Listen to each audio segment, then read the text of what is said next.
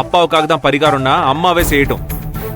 சும்மா மகன் செய்யணும் மருமக செய்யணும்னு ஏதாச்சும் சொல்லிக்கிட்டு அப்புறம் அதனாலதான் எல்லாமே ஓட்டையா போச்சுன்னு சொல்ல வேணாம். நான் பாத்துக்கிறேன்பா, நான் பாத்துக்கிறேன். என் புருஷனை எப்படி காப்பாத்தணும்னு நானே பாத்துக்கிறேன். பேசுறான் பேச்சு.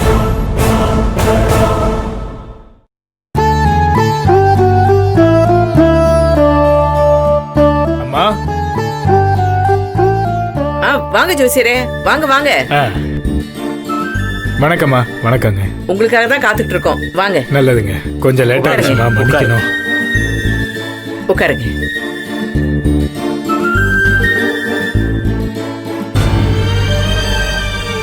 என்னங்க ஐயா, பிள்ளைங்களோட ஜாதகம் பார்த்து சொல்லுங்க.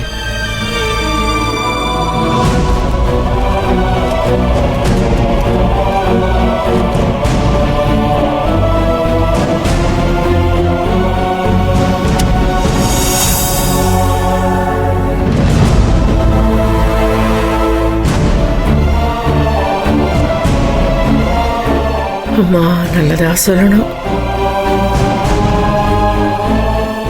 ஐயா, அந்த சித்தர் உங்க பரிகாரத்தை ஏத்துக்காம தட்டி விட்டதுல ஒரு காரணம் இருக்குமா. இந்த வீட்ல பெரிய உயிருக்கு ஒரு கண்டம் இருக்குங்கிறது உண்மைதான். ஐயோ, என்னையா சொல்றீங்க?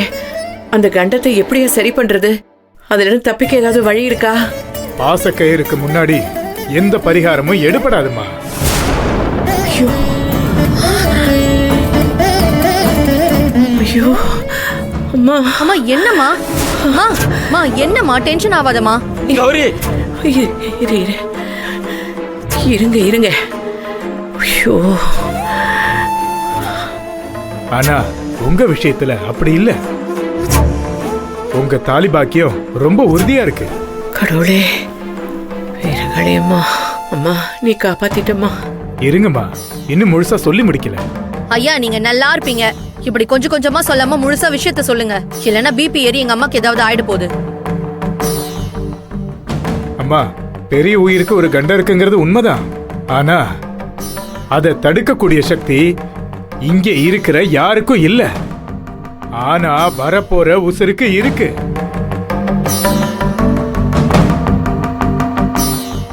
இதத்தான் அங்கேயும் சொன்னாங்க. நீங்க எங்க போனாலும் இதத்தாயா சொல்லுவாங்க. ஏன்னா அமைப்பு அப்படிதான் இருக்கு. இந்த வீட்டுக்கு வரப்போற வாரிசால மட்டும்தான் பெரிய உயிரை காப்பாத்த முடியும்.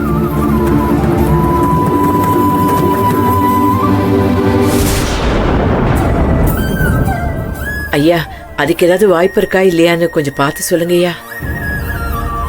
ஏன்னா குழந்தை வேணும் வாரிசு வேணும்னு பரிகாரம் பண்ண போனா தடங்களுக்கு மேல தடங்களா வருதுங்கய்யா. வாரிசு அமைப்பு ரொம்ப நல்லாவே இருக்கு.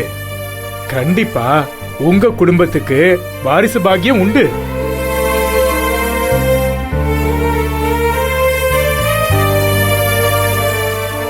ஆனா இப்ப குழந்தை வேண்டான்னு இயற்கையை எதிர்த்து நின்னா அதுக்கு உண்டான பலனை நீங்க தான் அனுபவிக்கணும். இதுக்கு மேல நான் சொல்றதுக்கு ஒண்ணும் இல்லம்மா. நான் சொல்ல வேண்டியதெல்லாம் சொல்லிட்டேன். நான் கிளம்புறேம்மா. சரிங்க.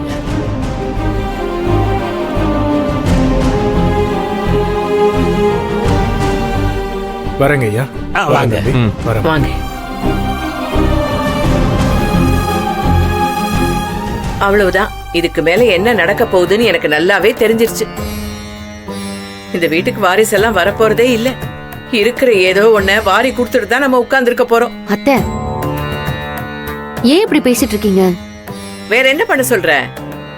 அதான் உன் புருஷன் சொன்னால, உன் புருஷனை காப்பாத்த எங்களால எல்லாம் ஒண்ணும் பண்ண முடியாது, நீயே காப்பாத்திக்கன்னு. அவன் சொன்ன மாதிரியே ஆயிடுச்சு. இவர் உயிரை காப்பாத்த நான் யார் யார் கால்ல எல்லாம் போய் விழ போறேனோ தெரியலையே. யாரும் யாரு காலையும் விழ தேவையில்ல. இப்ப என்ன உங்களுக்கு? இந்த குடும்பத்துக்கு ஒரு வாரிசு வேணும், அவ்வளவுதானே? இன்னும் 10 மாசத்துல இந்த குடும்பத்துக்கு ஒரு வாரிசை நான் பெத்து கொடுக்கறேன்.